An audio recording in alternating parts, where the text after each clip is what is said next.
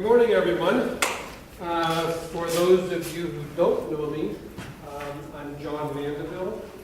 I'm the Executive Director of the Lamoille Economic Development Corporation. The LEDC is one of 12 regional development corporations in the state, and I have direct responsibility for Lamoille County. But as most basic, what I do is lend all the support I can in various ways to job creation and job retention within Lamoille County. We have a partnership with the Vermont Small Business Development Center. The area business advisor for Lamoille County and Washington County is Charlie Ettinger, the young man back there that checked you in. Charlie offers a full range of consulting activities for businesses in the area. He can help you with business plans, he can help with marketing, he can help with all sorts of issues on a very more hands-on basis than I do. And he works right out of my office in Morrisville. For those of you who have a particular interest in anything to do with the food and beverage business, Charlie happens to be a particular expert in that area. And I encourage you to seek out his assistance if you need it. We do, as I said, the LEDC does a whole lot of things. Among them are these workshops that we do 8 times a year. We call it the Business Skills Workshop Series. They are limited topics like the one today.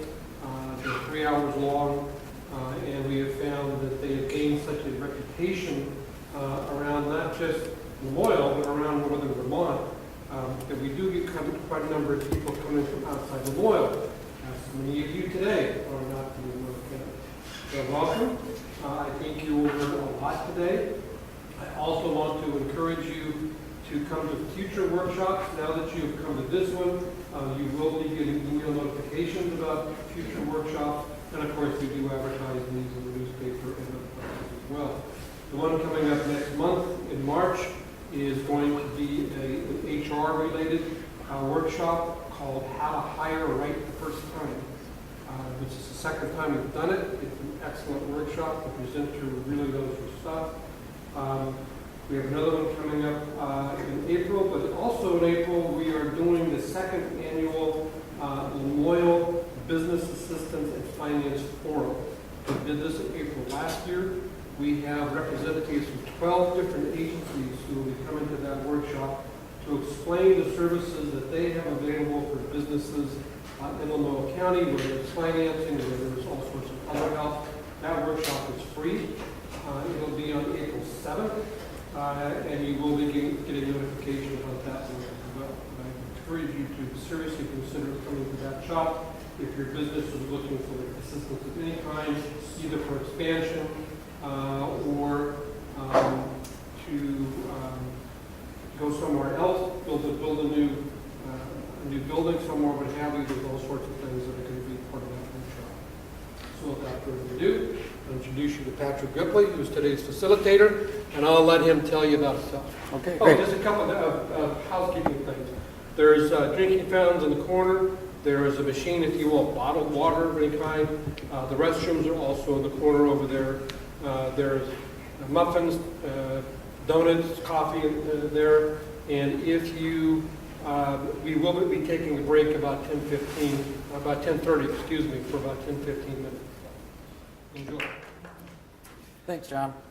So just to recap why we're here today, we'll start talking about some mobile marketing trends. We'll spend a lot of time talking about that to start, and then we'll get into some more emerging stuff. So if you start to feel like at the beginning that maybe it seems a little simplistic to you, don't worry, because it won't by the end. So as John said, I'm Pat Ripley. These are my Twitter, Facebook, LinkedIn handles. Just to tell you a little bit about me so you know who's standing in front of you. I got into mobile marketing and digital media in the late 90s, roughly, working for newspapers and entertainment publications during the whole internet kind of boom, I guess you could say, when all the print media was starting to freak out because they thought there was going to be no more print media, so it was kind of a trial by fire. Eventually worked into some monthly publications and eventually worked into some television and ran some media campaigns for a series of Hearst television stations. So that's generally my background for the last 5 years or so. I've worked for the Small Business Development Center as our digital marketing, or digital advisor, I guess you could say. And I work with businesses both individually and in a group setting like today on anything that can pass through the internet. So if it's business efficiency or business marketing, website building, social media, stuff like that, we can talk about it and hopefully get somewhere to get your business to a better place. And also, just to understand, I'm also available for one-on-one advising, similar to what Charlie is and our regional advisors. And if something strikes you or something doesn't make sense or whatever, you have the ability to follow up, and I'll leave some business cards around, or you can come up and get one, and I'll be happy to schedule a one-on-one meeting with you. And that's all free of charge and that sort of thing. So hopefully you'll take advantage of that in the future. And I'll try to keep us on schedule as much as possible. So we're not a huge group, and I like to kind of concentrate on things that you want to concentrate on. So if I say something that doesn't make sense, or if there's something that strikes you, feel free to kind of give me the look or pop a hand up, and we'll concentrate on that. I'd rather talk about things you want to talk about and not get through everything that I have on here than jam all this stuff on you when you're not necessarily interested or if you're confused. Otherwise, I'm just going to kind of judge by the looks on your faces and move quicker or slower, when you seem puzzled or excited. So I'm happy if you tell me rather than me judging by the looks on your face. So in the first half of today, quickly, our mission is I like to spell things out and tell people exactly what to expect. But I'm going to start by explaining to you what mobile marketing is, because it's a little different than some of the other types of marketing you've probably encountered in the past. So I'm going to give you a good explanation of how it works and what it is. And then I'm going to give you some strategy concepts, and hopefully that will lead to success and hopefully more money. How many of you guys are small business owners or would be small business owners? About half of us? Okay. This applies to nonprofit stuff as well. Strategies are generally the same. So I'll start talking about emerging trends in digital marketing, where things are going. I'm going to show you a video next that's interesting. It'll kind of start with what's happened, and then it'll sort of make some thoughts about the future and where things are going. We're going to explain how it works, because it is a different platform than, say, taking on a newspaper advertisement. So it's good to understand what's happening behind the scenes, so you understand why you have to go through the activities you have to and spend the money that you have to make it happen. Hopefully, since you're here, you'll know that it's time to get involved, so we won't spend too much time on that. And then we'll get into probably the reason why you're really here, which is the toolkit. Okay, what do we do? What can we do when we leave here today to start using this stuff? And it's going to be things like SMS messaging, which is a fancy way to say texting. Google Places, which is no longer Places, it's now just Google Plus.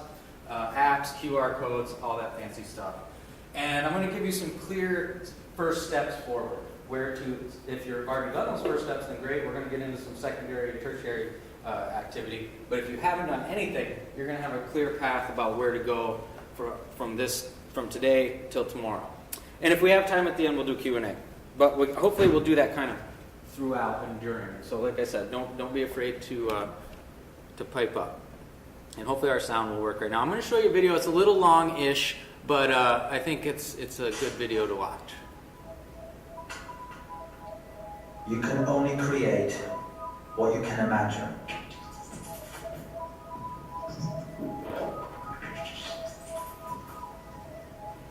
In the year 2020, mobile media communication has radically transformed the economy and our daily living unimaginable in an earlier age. Everyone has access to information on his mobile devices and contributes to the community. However, the media as you know it has exceeded to exist. Mobile has turned the world into a global information hub and has opened radical new business opportunity. The 21st century has unclosed the power of the information age, looking back to a not-so-distant past. The road to mobile media revolution started at the beginning of the 20th century. 1906, the first US patent for a wireless phone was registered. 1973, the first mobile phone call was placed in New York City. 1979, the first commercial mobile phones were presented in Tokyo. In 1982, Nokia introduced its first portable phone. In 1991, the first GSM network opened in Finland. In 1998, the first mobile content, a Realtok, was sold. In 1999, the BlackBerry was introduced, starting the era of mobile email. 2001, the third generation of mobile phones was launched in Japan. In 2007, we reached over 3 billion mobile phone subscribers. The introduction of the iPhone was the start of the touch device era. In 2008, over 1 billion people have access to the internet, while 600 million people have access to the web through their mobile handset. 2009, the social network Facebook welcomed its 200 millionth user. There's over 1 billion now on Mass Facebook. phenomenon. We reached over 4 billion mobile phone subscribers. 2010, the offline and online worlds are getting closer. Mixed reality is enriching the mobile experience. 2011, built-in So sensors mixed like reality is when GPS, you're actually in a place and you're using your phone to interact with the internet while you're in a physical location. The sense economy. 2012, we reached the barrier of 1 trillion network devices. Machine-to-machine communication, smart objects, ubiquitous computing create the Internet of Things. 2013 is the year of mobile broadband. LTE is offering up to 50 megabytes of network capacity for each user. People are on the smart cloud. 2014, India, Africa, and other emerging markets have reached 70% penetration rates. 2015, mobile payment is becoming a mass phenomenon driven by near-field communication. So that's where we're at today, paying with our phones. Everybody's using a little swipe card to their business and Physical their personal device. Nanotechnologies enable physical transformation according to their use and complete personalization in the process. 2016, the New York Times stops the delivery of printed newspapers and Obviously, we don't know this part's gonna happen. for $1. News Corporation, Border, Springer, and other publishing companies follow in 2017. Everyone reads the news on plastic paper and updates it on the go. 2017 is the climax of the mobile economy boom. The market of mobile media is bigger than all the other media channels together. This year, the introduction of multi-language with instant translation is bringing down the global information barriers for text and voice communication. 2018, the US government starts an initiative to increase mobile public security, the mobile agenda. The location of mobile data streams of each person will be tracked, analyzed, and saved. We reach more than 8 billion people So it's a big worldwide. thing now, 5 billion having our have a phones in mobile our phone. pockets, where we 2.5 physically billion are, including where mobile people internet are able access. to know where we are, A generation of digital natives. which is interesting for marketing purposes. 2019, privacy, information access and control have become essential issues in the world's economy. Cybersecurity has become one of the most critical issues. In the year 2020, our world of mobile media is disruptive, engaging, interactive and controversial, but truly international. It is up to you how our future will look like. Don't lean back, be active and shape the environment of the future of mobile media and communication. Okay, so from there, some of that may seem a little science fiction-y, and I think some of it probably is near the, in the projections anyways. But the things that happened before today were all reality. So I don't want to speak too much about the projections, but while some of it can seem a little far-fetched and out there, it's not complete science fiction. And I'm just going to show you some numbers that I'm going to go through quickly because there is strong data that shows how important mobile is becoming. So there's about 316 million people in the world, and 90% of them have phones. Does everybody in here have a phone of some kind? I'm guessing, yeah, nod, whatever. I'm guessing you all do. If there's one person that doesn't, then it would make sense for the 90%. But we're all carrying these in our pockets today. So that's step one to understand. To give you a brief timeline, I'm going to move through these quickly, but just to show you how rapid the growth has been. In 2010, smartphone usage doubled. So when I say smartphone, I mean a phone that accesses the internet, not just a telephone that you carry in your pocket. And at that time, they represented roughly 13% of handheld devices. So only about 13% of people had smartphones.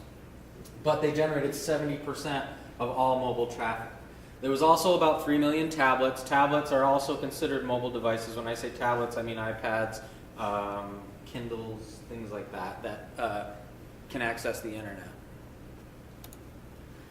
2011, global traffic doubled again within a year. At this time, 42% of US subscribers had smartphones. So within a year, we went from 13% to 42%. Tablets rose by 34 million. Again, big numbers we're talking about within 1 year. If your business was growing like this, you'd be pretty darn happy. 2012, 1 year later, we're at 113 million, and so on and so forth. I think you can see these numbers and understand what I'm getting at here. We're talking big growth, we're talking fast growth. This is where it's at. So this is the most, this is the newest data that I can find regarding global mobile internet use. So we're looking at roughly almost 8 billion people in the world, and growing. Approximately 52% of them are urban, 48% of them are rural. So this whole,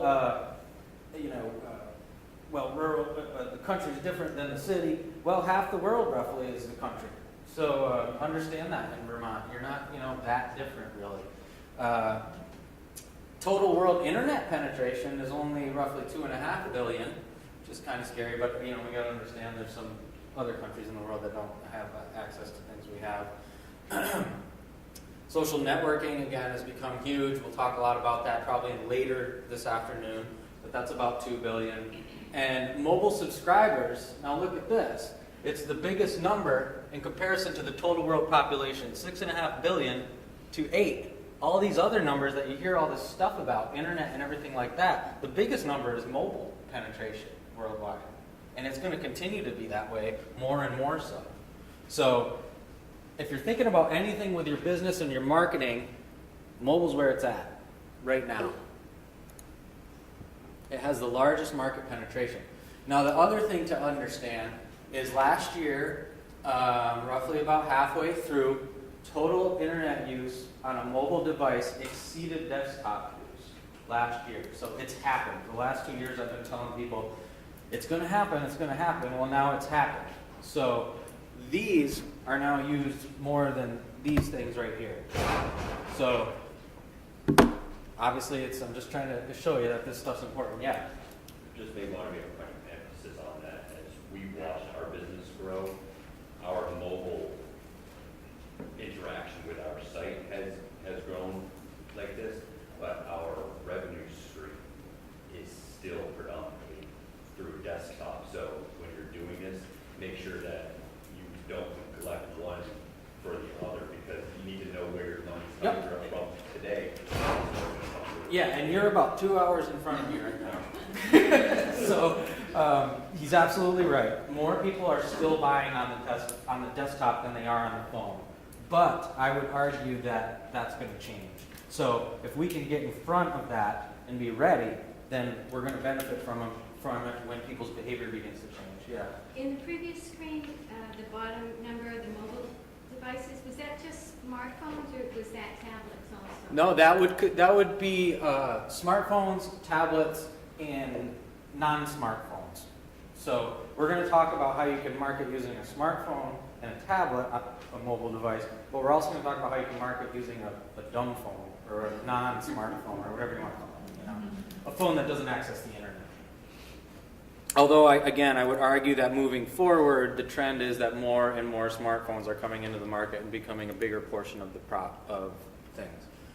So, the interesting thing is that mobile users tend to be called what I call super users. They tend to be more active, more interactive, which is really important, particularly in social media. And they tend to be people who are more apt to purchase online as well, whether it be at a desktop or on a smartphone. Right now, customers are mostly using their smartphones to research before purchase, but that's important too. So I call them heroes, super users, call them what you will, but we want to connect with these people, not the people who check their email once a week. Not that they're not important, but this isn't the media to reach those people. They also tend to have a little more spending capacity as well. So this is my caveat about don't do this. Before we get into all this stuff that we're going to do, let's make a couple notes about what we're not going to do. We're not going to expect to be able to do one thing, like send an email and have it work. We're going to, so it's not a self-sustaining activity. It's not flick the switch and things happen. It's a lot of work. It typically involves some investment. This isn't like the old days of social media where you could just work and not spend money. It will involve some inbound and outbound marketing, which I'll get into a little more detail about, but it should also be married to your social media, your overall online presence, your email marketing. All of these things should interact with each other. So if you're not going to work them all together, or you're going to take it like a silo approach where you do one thing and then one other thing, you're going to be less effective. It's also not a chance to bombard users with unwanted advances. Like I think of mobile marketing and marketing in general as a relationship with your customers. Nobody certainly wants unwanted advances in any relationship. So, also known as spam, or if you send too many text messages, or unsolicited text messages, that sort of thing. It's also not something that can be ignored, similar to a relationship. Be there and commit, or risk your future, is the way I look at it. So, be honest with yourself. Am I going to do this? If I'm going to do it, then do it right. If you're not going to do it, then that's fine too. I'm not saying you have to do this, but don't do this halfway because you're just wasting your time and your money. Okay, so I'm starting at a real base level here, but we have different people in the room, and I think it's important to understand exactly what's happening. So, mobile marketing is a way to communicate and engage your audience with relevant content through a mobile device or network. So it's important to understand that you're not speaking directly to your customers or your audience.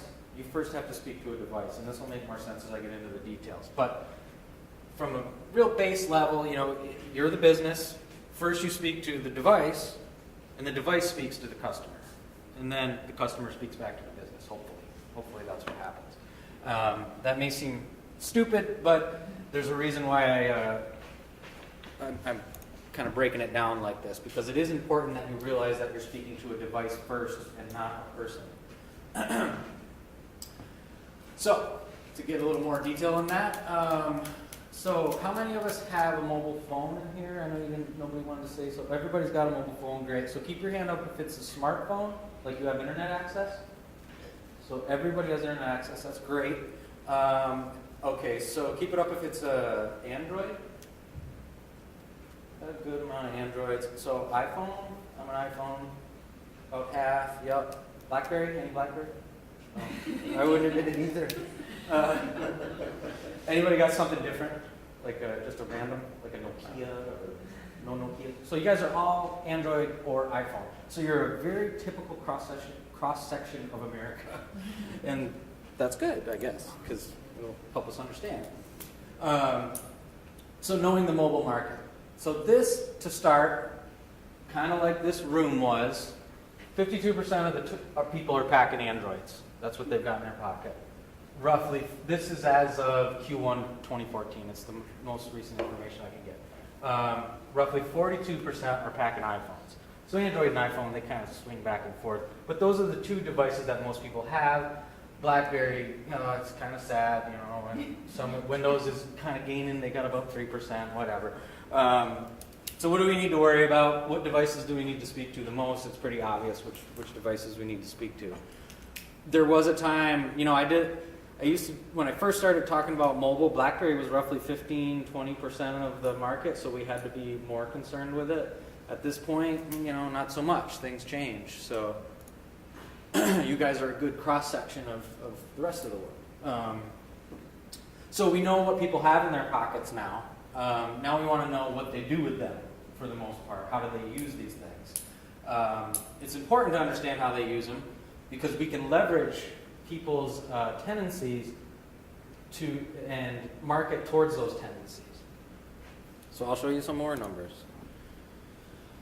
So these are, when are these from, these numbers? So these are roughly from May 2014, again, the most recent I can find. about how people use their phones. So people use them to listen to music a lot. Shocking. People also take a lot of pictures. I actually saw a stat the other day that in the last year, 90% of all photos taken on Earth were taken in the last year. I mean, that's kind of scary. So that's not really activity we can do a whole heck of a lot about. That's more sort of entertainment and interpersonal stuff. But the next one is maps. People are trying to figure out where to go or what's around them. From there, it's instant messages or text. So those are the two biggest usages that we'll focus on a lot today. This stuff, it's interesting and entertaining, but I can't really, make people take pictures of my stuff. Games, yeah, I think has a lot to do with younger generation. Telecommunications is phone calls. Then we talk about downloads, entertainment, social networking is a big one, and we'll talk a little bit about that. Directories and resources, again, I feel that this and maps are connected, and we'll talk a lot about place and search as well. So understand, okay, people, what they have in their pockets, and now we understand how they're using them. They're using them to figure out where they are and what's around them, and they're using them to communicate with each other. Yeah? Where's email? I'm going to talk about email a little later. I'll show you another graph of email. Email's important too. It's not one of the higher uses of the phone, though. So mobile marketing is powerful. We saw how many people are using them. The largest portion of people who are using digital tools in the world are using mobile digital tools. And they will respond. We want to avoid using market speak. We want to avoid selling to them, sounding like a commercial. People don't want to feel marketed to through their phones because it's a very intrusive way to market to people. It's something in their pocket. It immediately interrupts their lives when you push a piece of content to them. So we don't want to be overly aggressive about it. Yeah. One of the things I just read recently is that they want to be entertained. Yeah, entertainment is important. They're Useful. not really entertaining because they were all due to download. Well, they want to think they're being entertained. Yes. So, and we'll get into definitely some ways to do that. The biggest thing is relevant content that adds value to their lives. So if you're ever pushing a piece of content to someone, just say to yourself, is there any value here? And you may say, well, it's just a sale. Well, yeah, that's valuable to people. Useful information, things like that. Get into more detail about that as we go. When we do this correctly, we will increase conversions from our current customers. We're going to market to people who have already bought from us. We're going to increase their conversions. When I say conversions, their desired behaviors, their buying stuff is a good one. We're going to grow market. We're also going to allow for better communication and relationships. It's also about being responsive to your customers. And it's obviously going to assist in our overall marketing efforts for the future. So a good concept to understand as we build our puzzle here is outbound and inbound marketing. Have you guys heard of that? You probably heard it somewhere. Some people call it push or pull marketing. There's a smart guy named Guy Kawasaki who says if you have more money than brains, you should focus on outbound marketing. If you have more brains than money, you can focus on inbound marketing. When we say outbound marketing, think of it more as traditional type of marketing, newspaper advertising, television advertising, radio advertising, where you're pushing a bunch of content to an unknown source. Kind of throwing the spaghetti at the wall and seeing what sticks, and you're hoping some of it sticks. That would be outbound marketing. Inbound marketing would be more of existing in a space where people are going to find you. So your social media. Signage is kind of a mix between the two. Existing and being in a space and someone passing through and noticing that you're there. So that's outbound and inbound marketing. When we talk about digital and mobile marketing, we're talking about both. So you've got to do both. There was a time where I would do social media presentations, and we talked a lot about inbound marketing and how it doesn't cost a lot of money, and everybody got real jazzed about that. But those days are kind of starting to come to an end. So we got to accept it that we've got to do both now.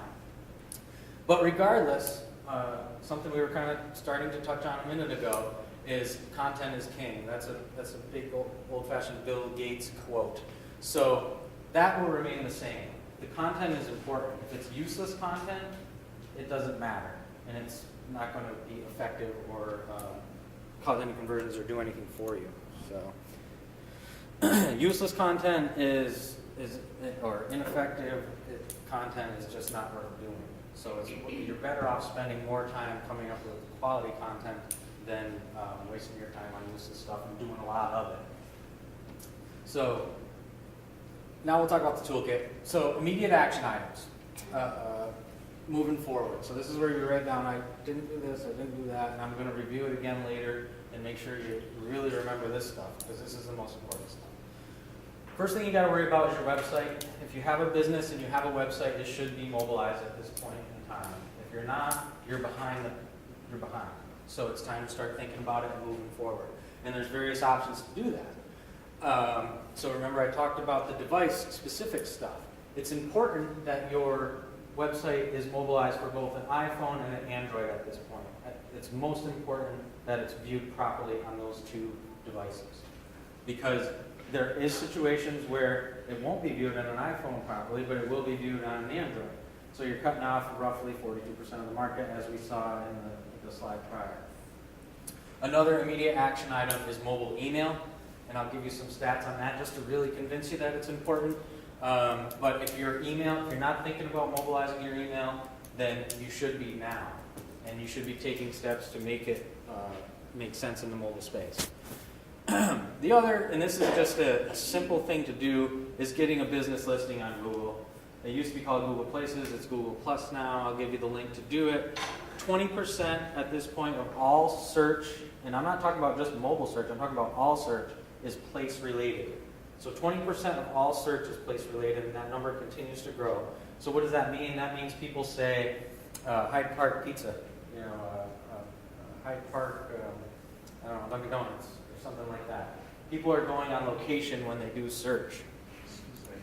Yes. Did you say Google Places was Google Plus now? It's called Google Plus now. It used to be called Google Places. I just tell people both because things change so quickly that it's still the same thing. It's just a different link to get there. And I'll show you exactly how to register for it. So those are the primary tools that you need to think about, and I'll get into more detail about them. Some secondary marketing tools. So if you're doing all that stuff already, some other things you can begin to think about are SMS, simple message, or short message service. It's texting. These are ways we can start reaching out to our customers. And we can also start soliciting customer reviews and testimonials. That type of stuff can happen on Google Plus, or it can happen on websites like TripAdvisor if you're a tourist type business. Yelp is a good one if you're a restaurant, maybe. We really do want to try to get some of those testimonials and reviews because our customers are much more responsive to referrals from friends and family than they are from advertisements. So those are some secondary tools, and I'll get into more detail. And now some tertiary tools, or some these are kind of what I consider exploratory level marketing in the digital space. Things like mobile apps. Has anybody done a mobile app or thought about it? Yeah, you guys have some? Or you just kind of thought about it? We stopped. Yeah, you stopped when you saw the price, maybe?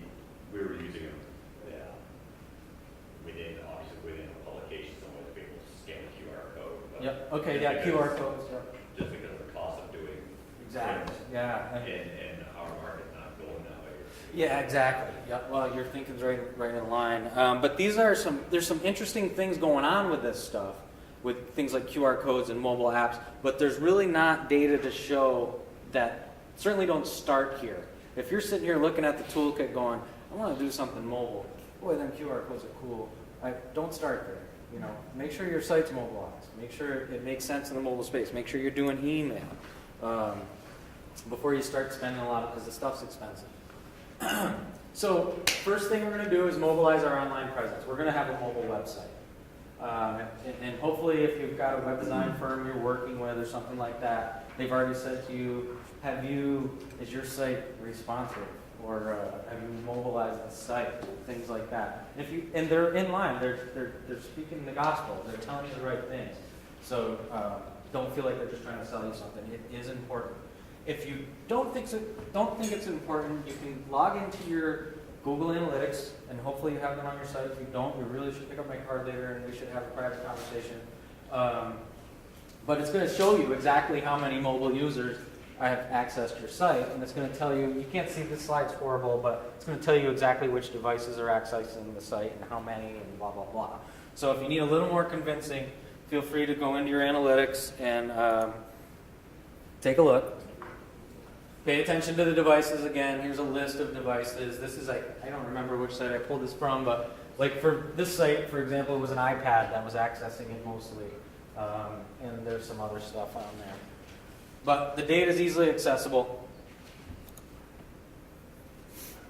Okay, so understand it is important. You don't want to just say, well, yeah, I pulled up my site on the phone and there it is. You know what? See, it exists. Well, it exists, that's fine, but does it make sense? That's the main question.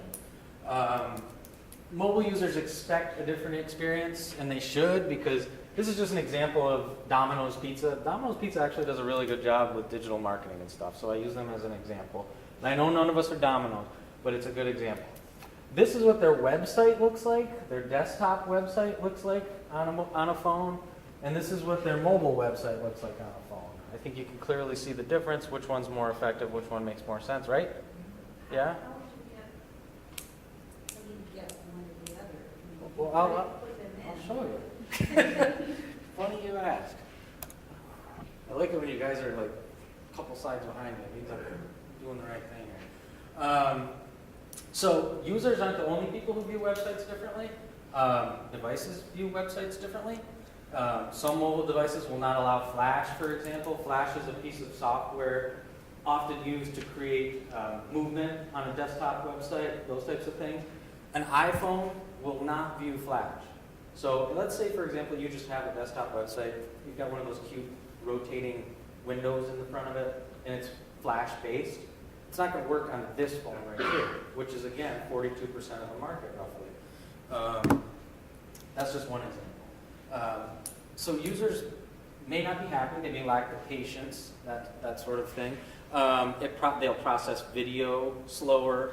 If you're a website, there used to be a time where you'd go to a website and there would be this really neat video that would immediately show up before they would let you view the website. If something like that's happening on a phone, it's going to just slow things down. You're going to lose users. Mobile users, believe it or not, are even less patient than desktop users. Expectations are high. 83% of mobile users expect pages to load in less than 4 seconds. If your desktop site is very graphic heavy, very movement heavy, animated, that type of thing, it's probably not going to load because our connections, particularly in Vermont on these, are slower than a hardline desktop connection.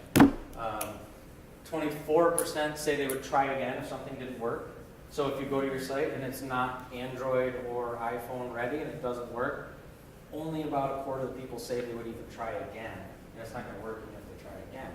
So our patients are becoming fewer and further between. So to do this properly, there's several ways you can go about approaching the situation. And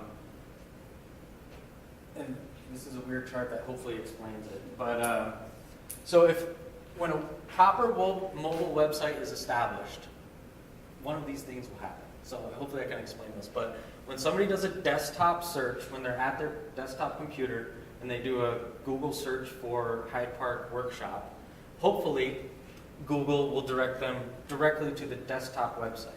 So think about your mobile website and your desktop website as two different websites. For now, anyways, think about it that way.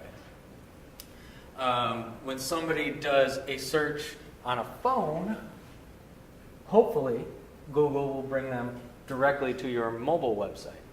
So they're two different places, and there's different ways this can happen. When somebody says, I'm going to go to www.hydepark.com, and they type it in directly, hopefully what will happen is Google or whatever, the internet will say, you'll have what's called device detection installed in your website, your mobile website, and your online website. and it will say, this is a mobile phone, typing this in, and then the device detection is going to direct them to the mobile website. If you're on a desktop, it's going to direct them to the desktop website. Now the last option is the user decides. So what some people will do is they'll create a landing page that says mobile or desktop. Whenever the person does the search or goes directly to it, they then click on one or the other. Not a great option. But these are the scenarios that can happen. And believe it or not, there's a much easier way to make this happen nowadays, so it's not as complicated as it may look on that chart. So again, when I go to Domino's.com on a desktop, it gives me this, which is very beautiful and pretty and makes sense on a desktop. And it makes me happy when I'm sitting down at my computer and typing it in. So that's www.domino's.com. When I go to a mobile device, I get this. So they have what's called device detection installed in their website, and mobile site. So the website itself says, identifies what device is accessing it, and then directs it to the proper place. But actually, and understand this, it's a different website. It's actually mobile.domino's.com. But the user doesn't experience that it's a different website because there's software that directs the user to the proper place. I know I'm losing some of you here, but hopefully I can reel you back in a little bit. So understand they're two websites, but the user doesn't have an experience of two different websites. The software directs them to one or the other. It detects the device that they're accessing. Patrick, do you have to establish the mobile whatever as a domain, or is it automatically understood? You would have to establish it as another. You can actually go on a desktop and access mobile.domino's.com. And it'll look really weird on a desktop, the same as the desktop one looks really weird on a phone. So it's just another website that exists. There's just a piece of software that says, oh, this is an iPhone, go over there. Oh, this is a desktop, go over there. So. Is it always the case that the two are completely separate, or are there? No, it's not always the case. So there's a thing called responsive design, which has gotten really exciting these days. And most likely, that's going to be the solution for most of the people in this room. So in responsive design, let me just see what my next slide is. In responsive design, there isn't two URLs. URLs are the www dot whatever. There's one URL, and the site has software in it that changes based on the device. So it's kind of like device detection without having two different websites. So for most of you, that's going to be your solution, is responsive design. If you have something like WordPress or some sort of cloud-based web platform, it's going to have an option for responsive design. And you're probably going to have to pay a little more for it, depending on what your expectations are. And it's immediately going to change the site on its own. You're not going to necessarily have a lot of control over that. That's kind of the rub. It's going to fit it into whatever box it wants it fit in. But the good part is you've got one URL, you don't have to worry about that, and different domain registration. The other good part is that Google's really happy about responsive design and likes responsive design for many reasons that you probably don't really need to know, other than that you just need to know that Google likes responsive design. So it's often the best solution. The reason why I explained to you at a real base level the differences is because if you're a more advanced company and, for example, if you're selling something online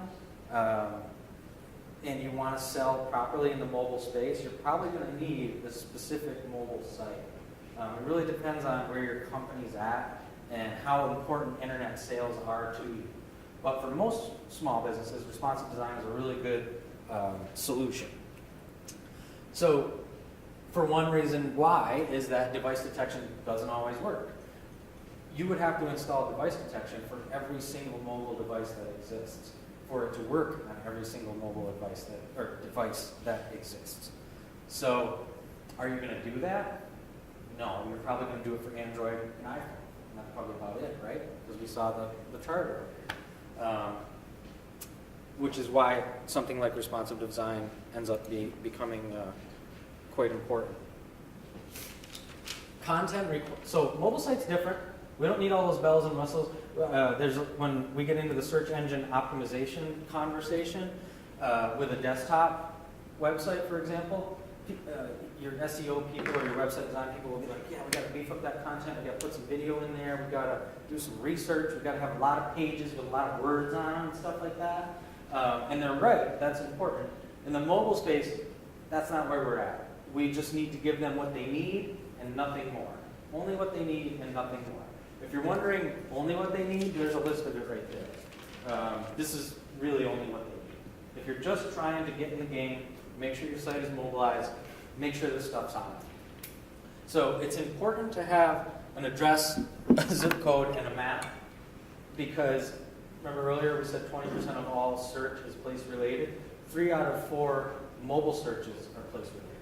So when they're on this, 75% of search is place related.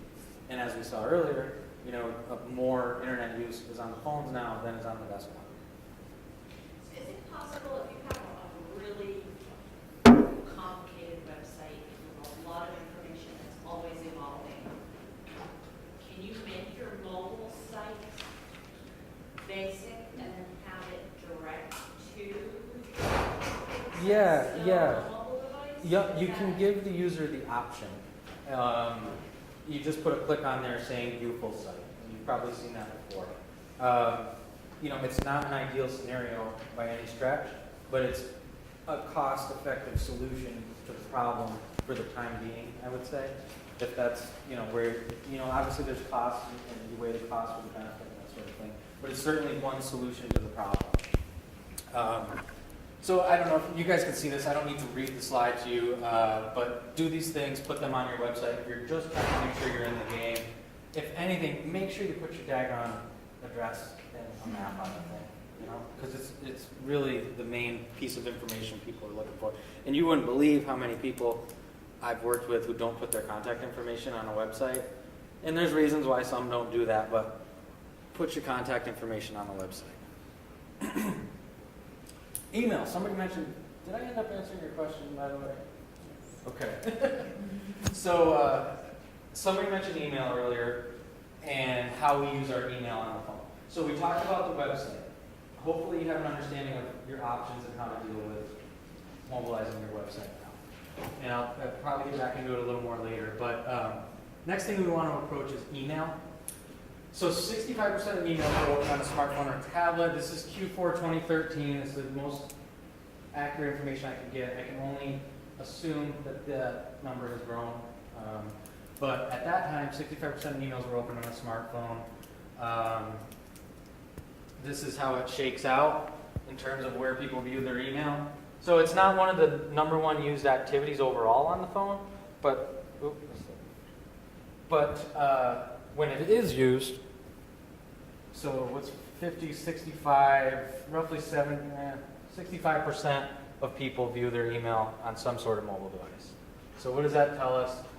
We better make sure our email makes sense on a mobile device. Our email marketing, for those of us who are doing it. I still hate looking at email on my phone, but I do it, and then I go back to my computer and answer it. So it's important that people can view the daggone email on their phones. So how are we going to make sure that happens? First thing we're going to do is ditch the HTML. If you don't know what HTML is, it's computer code with graphics. And we all loved our newsletters, and we probably still love our newsletters for those of us who send them out. The big long ones where you've got clicks down the side, and they're beautiful. And you can still do them, but make also a text-only version of it for people to access. Because a lot of people, 65% of them, are going to be viewing it on the phone. So my recommendation is to start ditching the HTML and the complex graphics files. They're cute, they're great. If you can't view them on the phone, 65% of the people aren't looking at it. So an easy solution is sending text-only email, so just text, just words. That's probably the easiest solution to it. The other is, and I get it why everybody's still really into these newsletter emails. I get it. You know, there's a lot of time and energy and investment that you put into those. But you can have a mobile first format. Something like Constant Contact will offer that to you if you're using it. Constant Contact is just an email service that sends your emails and helps you design and that sort of thing.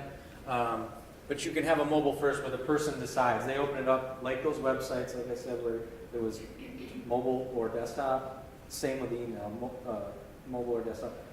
You know, it's a solution. I would prefer a text only because you're asking them to click one more time, which is complicated for people sometimes.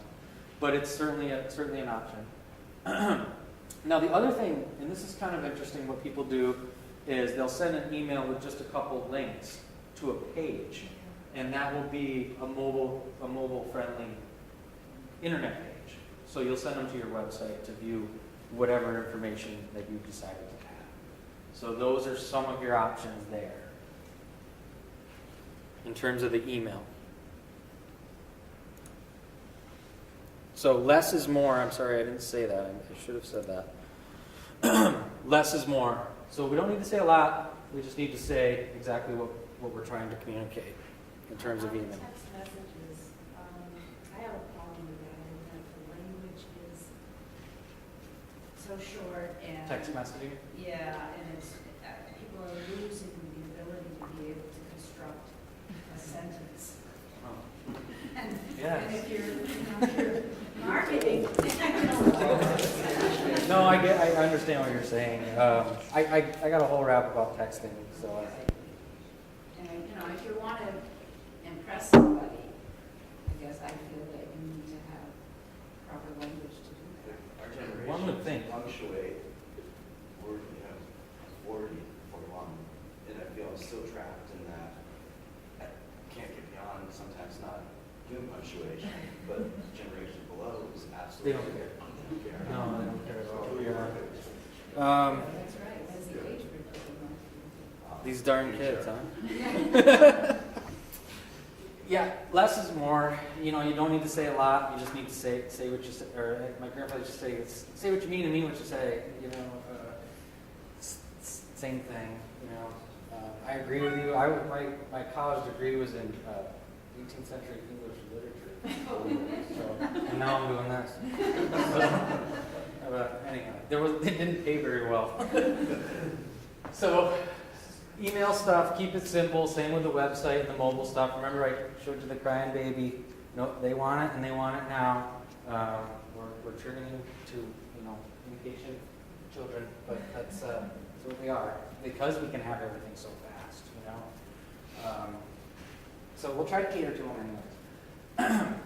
So first action item, website. Second action item, email. Third action item, and this is an easy one, sign your business up for Google. Just establish the listing. Google holds more than 98% of the global search market share. So people will talk about Yahoo and Bing, and they're great and they're cool. They do have a higher level of user that will search on those platforms, but you got to take care of Google first. That's what 98% of the search market share is. Again, 1 in 3 mobile searches are local. So local and place is really, really important. I'll talk a little more about that. When I say place, I mean your physical existence. Because now Google knows where you are. They know where you are right now if you've got a smartphone in your pocket. Unless you turned off the function on your phone, which I did. If any of you ever notice, if you go to a physical place that has a Google Places page, and particularly if you check into that place with your phone, everywhere you go on the internet, you'll start seeing advertisements for that place.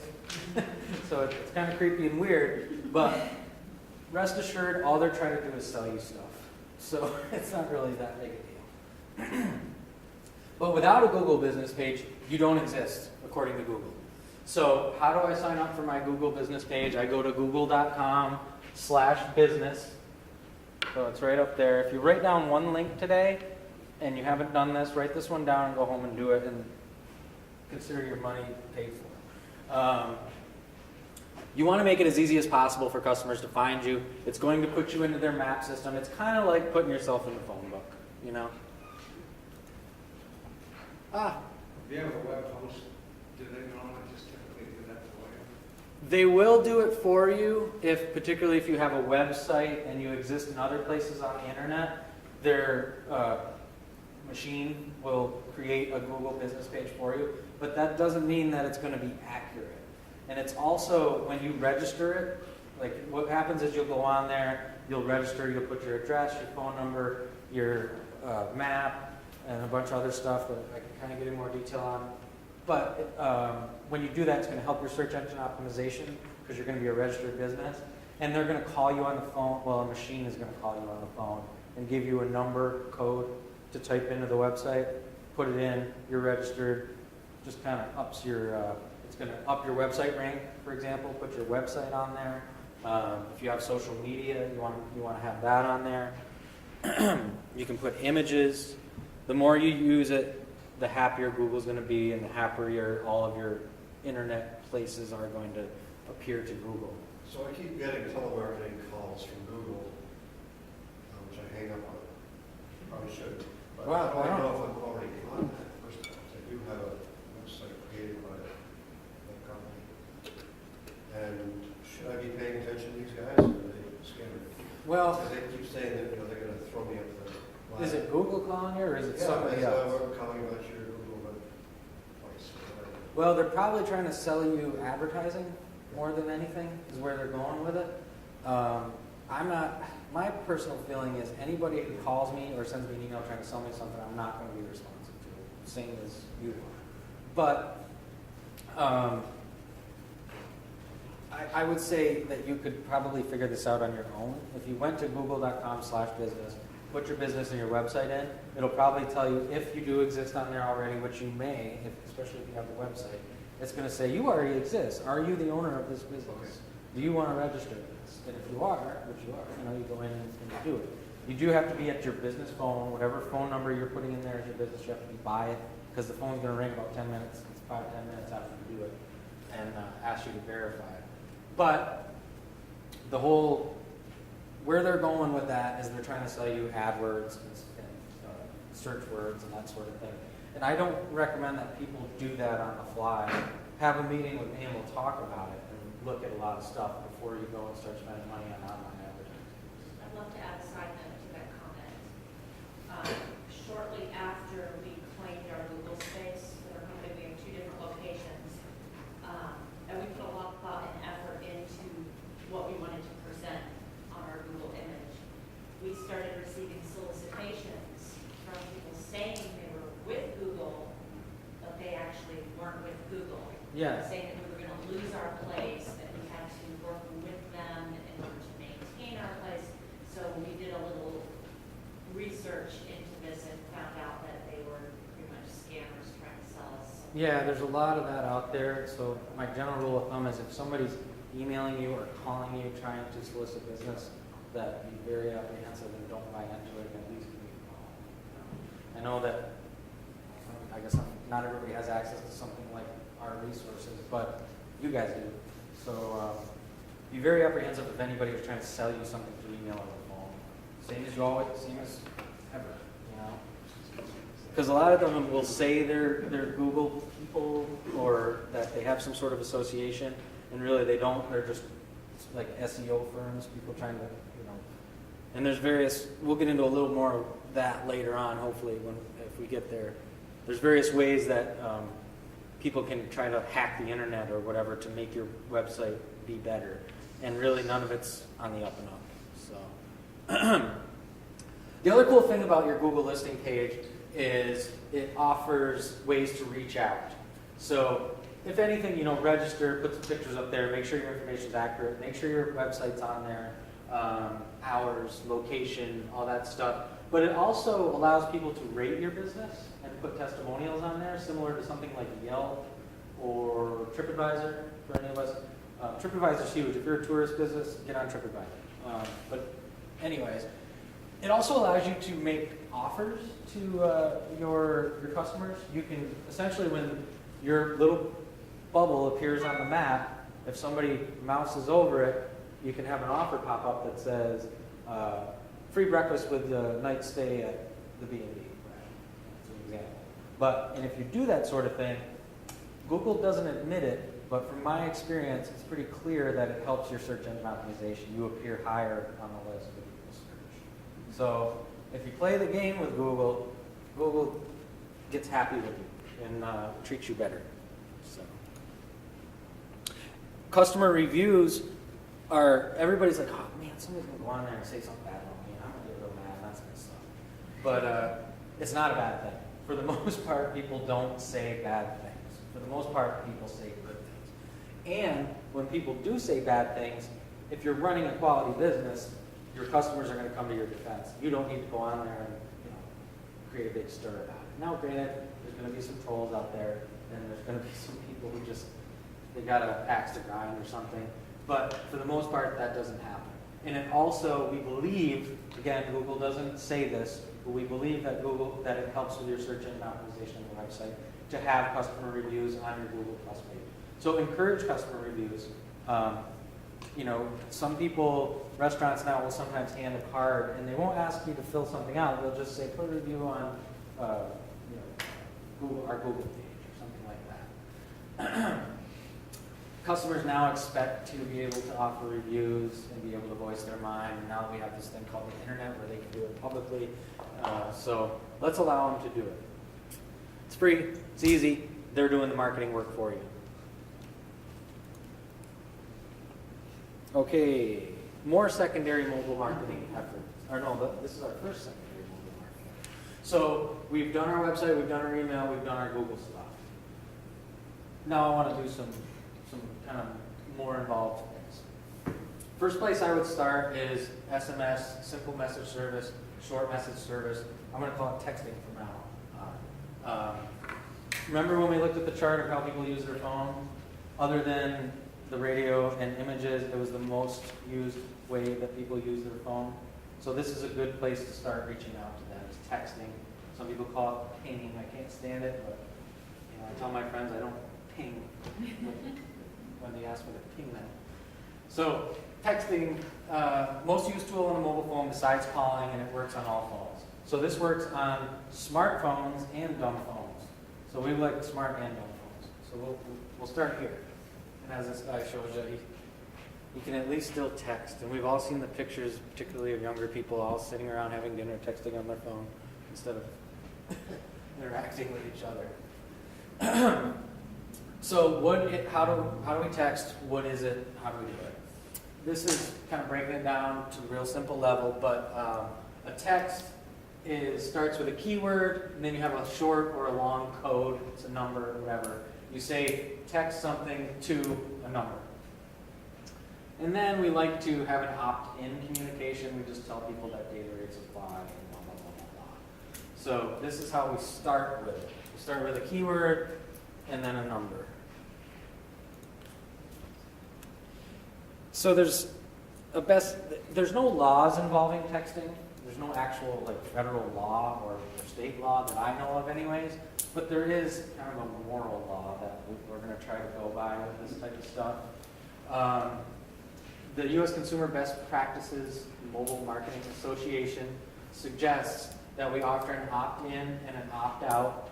So we want to tell people, we don't want to go through the phone book, pick out a bunch of phone numbers, and start texting. It's just not cool. Not that it doesn't happen. I don't know if it's happened to any of you, but it's happened to me. It's a very intrusive form of marketing, as you all know. When your phone's in your pocket and you get a text, something happens to your phone, whether it's a beep or a beep or wherever, and it's wherever you are in your life, that's going to happen to you because now we have them in our pockets all the time. So we want to be polite about it. We want to have them opt in. This is where that outbound marketing comes in. We want to tell full disclosure. We want to tell them what we're going to do. You want to tell them how many times you're going to text them and what sort of stuff they're going to get. This is kind of going out, but these folks say that you should tell them that terms and usage fees may apply. Hopefully the person knows that they have to pay for their phone once a month, but I guess it's a nice thing. And frequency of messages is a factor. Again, tell them how many times you're going to text them and don't text them anymore. Generally, don't text too much. like I said, it's very intrusive. It's also very effective, but very intrusive form of marketing. So some basic types of campaigns that have been out there. These are kind of the basic stuff, and people definitely get creative with it. I've seen scavenger hunts and all kinds of neat stuff. But some basic stuff is the obvious. You know, mobile coupons, one-time or ongoing specials. Steaks are on sale at Price Chopper. Whoa, hey, whoa, let's go to Price Chopper. Alerts. So these are important announcements, sales. I've seen folks announce a sale to their mobile subscribers a couple hours before they, at least they'll say anyways, you know, the sale's open to mobile subscribers starting now. Not like somebody else couldn't walk in and have the sale open, but there's a sense of exclusivity there that you get, and it's extremely effective. You can have a mobile club subscription, regular messages, email marketing. It can be a way to sign up for email marketing. There's always operational reminders, holiday sales, that sort of thing. So I think you'll see that I said the word sale a lot in there. And I don't mean that you have to constantly offer sales, but it's an exclusive, if you can have some sort of exclusivity to what you're offering, then it's going to be much more effective. So again, offer them something useful, whether it's information or financially useful. These are some Macy's examples that you can see. How would you get people's numbers? Oh. I mean, Oh, I'll show you. How do we get their numbers? You can't rent or buy mobile phone lists. Well, you can, but don't. So how are we going to get their numbers? We're going to advertise. That's that outbound marketing. Remember I said it's both. You got to be both.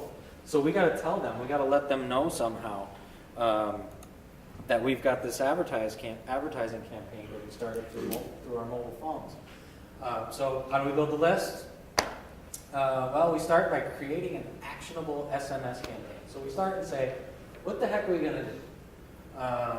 Example, I'm obviously obsessed with pizza, but Pizza Hut built a 2,000 person list in 2 weeks by offering one free pizza. So they offered one free pizza. Like Pizza Hut can't afford more than that, right? But what did they do? They took out a television ad and said, we're offering one free pizza if you sign up for our email list. And 2,000 people signed up for one free pizza. I'm pretty sure they got their money's worth out of that pizza. So you create your campaign. What are we going to do? What are we going to offer? What's going to happen? How are we going to get people to sign up for this thing? Something incentive-based usually works the best. Then you market it. You've got to advertise, whether it's that's for television, newspaper. I've seen small businesses just put it out on their signs in front of their place. You tell people when they come in. You tell them at the farmer's market when you're there, hey, you know you can get a free pizza if you sign up for my list. So you got to outbound market it. That's where we make sure that's the opt-in. You know, that's where people said, yeah, we're game for this. Let's do it. And then once you get the digits, you send the texts and you start it. People generally will not opt out of a text messaging cert. They won't opt out of a list unless you screw it up. So if you send too many texts, if you're sending useless texts, that's when they opt out. If you're saying, come on and buy something, you know, I don't care about that. You just spent 3 seconds of my life to tell me to buy something. So, did you have a question? Yeah, where do they send their numbers to? So remember earlier we said text NEPD to 1234? So that's how they sign up for it. They send a text to a number. But you need their number first. Well, there's a service. Let me get a little further. I'll get there in a couple slides. But so successful campaigns. How do we make a successful campaign? Again, incentive-based. I'm probably going to say incentive a bunch of times today. There needs to be an incentive to sign up. The easiest thing is typically something free or discounted. Some people who really are against giving things away, and I totally get that, will have exclusive membership or membership privileges, things like that. It works with like service-based business, for example, in a golf course, or something like that. But the easiest is something free or discounted. Contest for one lucky winner. That allows you to not give a bunch of something free or discounted away, just one thing, like Pizza Hut did, one pizza. You would be surprised. You can give away a pen if people will sign up for a list, if it's something free. Something like loyalty points, that sort of thing. Particularly in service business, like accounting or lawyering, for lack of a better word. But service type based business where your business is your skill or your information, you can offer customers data or research or top tips. Sign up for our top tips, and then once a month we'll send you a reminder that we exist with a little piece of useful information along with it as well. So these are some ideas for starting successful campaigns. Now also, again, we want to integrate these text messaging efforts. This is from the Oscars several years ago. So this is what the start of a campaign can look like. That simple. This is what it can look like. A sign, and that's it. That's what this guy did. He had the Oscars as a platform to stand up and do it on. But what happens with this is it was a movie. Do you guys remember the movie about the whale that, it was Bluefish, I think it was called? Did anybody see that? It was about a whale that they brought into captivity and, all that stuff. But anyways, so he just stood up and did this, didn't say nothing, didn't do nothing, stood up and held a sign, and people did it, and you would get information about animal cruelty and helping animals and that type of thing, because that was his sort of mission. But that's what it looks like. But also, so there's other ways that you can do this. Signage is obviously one of them. Marketing cards. Sometimes people on their business cards will put their text blah, blah, blah, blah on there. Sometimes people don't even say what you're going to get. They just do it. And just the thought of something makes people sign up. I'm not a big fan of that, but it works. Postcards, people who, if you're doing mailings of any kind, get it on there. It's only going to take one little line of your postcard. Some people do voicemail. Again, that's kind of intrusive, but they do it. Advertising, good old-fashioned advertising, email, website, your staff encouragement, yellow pages, print advertising, television ads, Facebook and Twitter. So my argument would be, do all of this. If you're going to do a text messaging campaign, and you're doing any of this stuff, your text messaging campaign should be part of this stuff.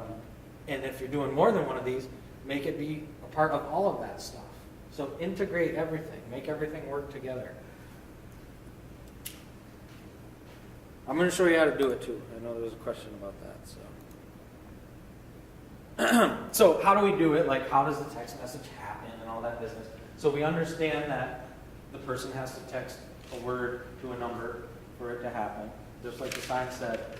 But how does it really happen? Like, how do the texts go out and all that business? So basically, there's websites that do it for you.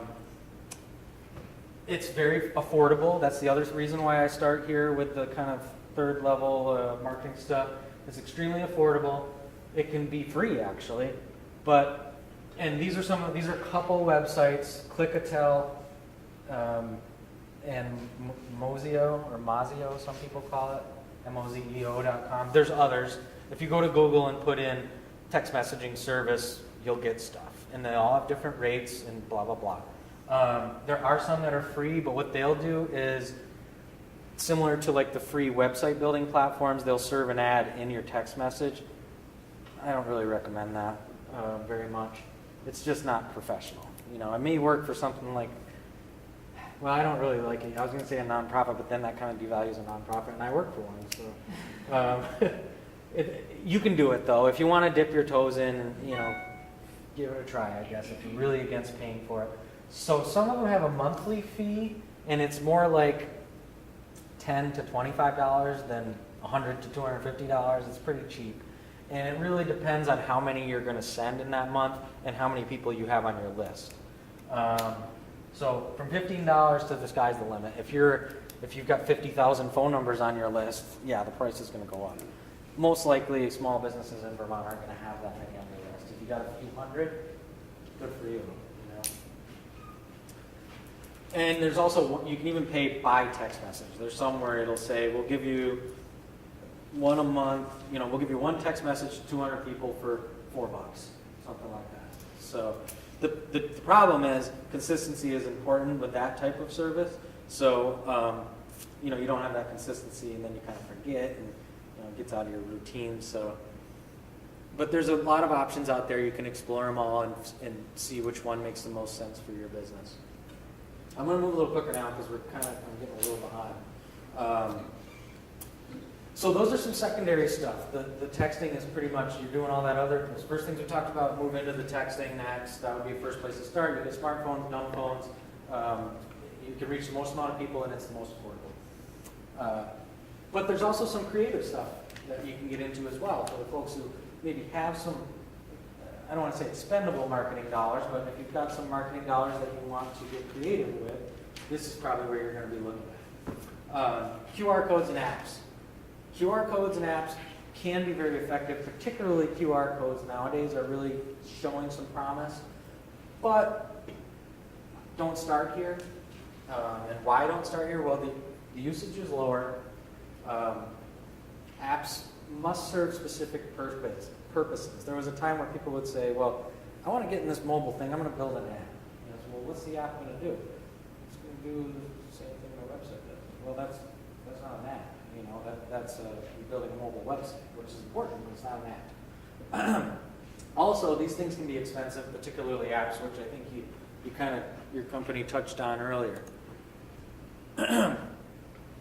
So I'm not suggesting you don't do these things. I'm really into creativity and I think it's awesome. But don't start here. Why don't we start here?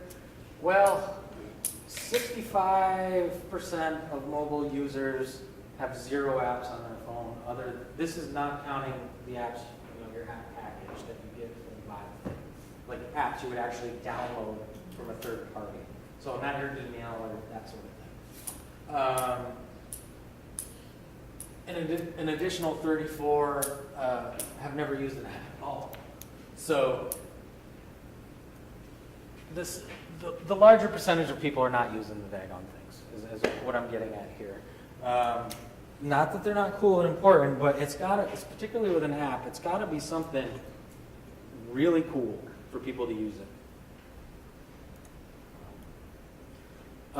In terms of reach and cost, and I hope this chart at least makes some sense, but so low cost is over here, high cost is over here, low reach is down here, high reach is down here. So where do all these things fall? Well, apps have extremely low reach and extremely high cost. QR codes have low reach, cost ain't so bad. So, if you're looking to get creative, QR codes are probably a place to start. SMS is medium cost, but the highest reach of all. Some of this other stuff falls in the middle, Just trying to give you some perspective on where all this stuff fits into the game. So if we decide we want to do a QR code, how does that work? Well, you go to a website, and I didn't put one on here, but if you need a QR code, go to Google and put in QR code creator, and 15 websites will come up that will create QR codes for you. Some don't cost anything at all. So you create your QR code, and then you print it in your marketing materials. This is again where the outbound marketing comes in. If you this has become big in car sales, for example. It's actually become big in everything at this point. But if you've ever picked up the Sunday newspaper and you flip it back to the cars section, every car has a little ugly looking blob next to it. That's the QR code. You scan it with your phone, and they're doing various things with it. Some of them are, something happens after you scan it. Now you have to download an app to even scan a QR code. So you got to be of that smaller percentage of people who actually download apps and use that. The iPhone's camera has it built in now. The new one does?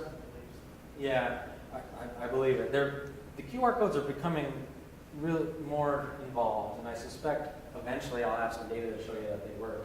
I don't have that data yet. I know they work. I just don't know to what extent. What's your personal opinion? Do you think that's going to fade away, or do you think that's going to become more popular? QR codes? Yeah. I think what's going to happen is eventually it's not going to be a blob that you have to scan. I think you're just going to take your phone and go like this and do something, and something that's going to happen. You know, I've seen it at like gas stations. Some gas stations have it now, where you can just like that, and you can get a sale, or you can even pay that way. So it's actually a piece of hardware that's going to be installed. And what they're coming out with now is they actually have, they call them tiles. So it's a little plastic thing that you can attach to stuff, and you just brush it, and it'll do something. So I think that's where it's going, you know. So this is just kind of the first phase of it. And really, this is where we're starting to get into the conversation of where your physical existence is impacting how you're being marketed to. So the digital space is interacting with the physical space. And that's really where the future of all this stuff is. So, but as of right now, we still need to download an app to be able to view these things. Low percentage of people, but when they do, they scan it and then something happens. Well, what can happen? Anything can happen, really, right? This is the new age. Anything can happen. This is an example of one that was in London. This was their advertising, a QR code. Like, we're not even going to tell you what's going to happen. Just find out. A lot of times it directs you, you know, sometimes it's kind of lame. It just brings you to the website or a browser-specific site. It must be a mobile site, obviously, right? So if you're not mobilized, don't be sending people to your non-mobile site through a QR code, because that's just crazy. Sometimes it'll sign you up for a text messaging service. Hey, you know, how about that? It could show messages. Sometimes it'll call you. You'll do it, and your phone will ring. Like, whoa, what the heck? Like, oh, maybe you need to buy this. Sometimes it shows up video. I've seen some cool things. I've gone to conferences where, you know, everybody's got their booth and they got their little sign, and they all got QR codes on their sign, and you scan them, and it sends you on like a scavenger hunt to the next booth, and you know, that sort of thing. I went to a covered bridge art show, I guess you'd call it, around Vermont a couple years ago, and they had a little sign with QR codes at the covered bridge. You drive to one covered bridge, and you'd scan it, and it'd tell you where the next one was, and then you'd go to the next one, and when you scanned it, your phone video would come up, and there'd be like this floating orb in front of what you were seeing in front of the stage. So, you know, that's kind of on the fringe, and that's weird and stuff and cool, but so there's a lot of creative and cool things that can happen out of it, and you know, I would say feel free to explore those types of things, because the people who are using these things are those like super users who are really involved with their stuff, and they're going to do it, and they're going to be interactive and involved and likely to convert. So, but it doesn't have to be. It can be simple as a way to get them to sign up for your text messaging service.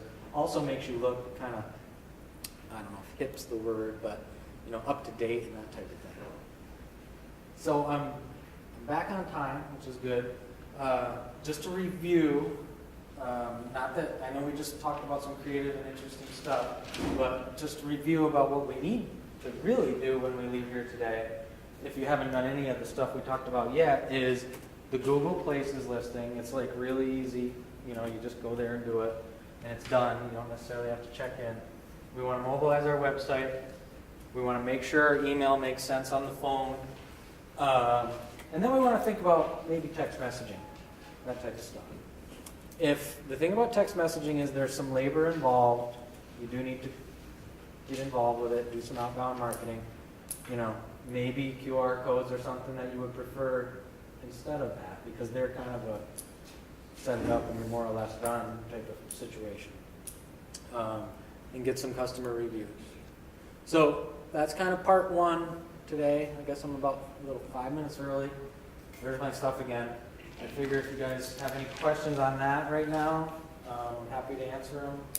And if you don't, then there's some donuts and stuff. Take a maybe 10-minute break. We'll you back in. All right. So, yeah. It's LinkedIn. I can't talk to you about it.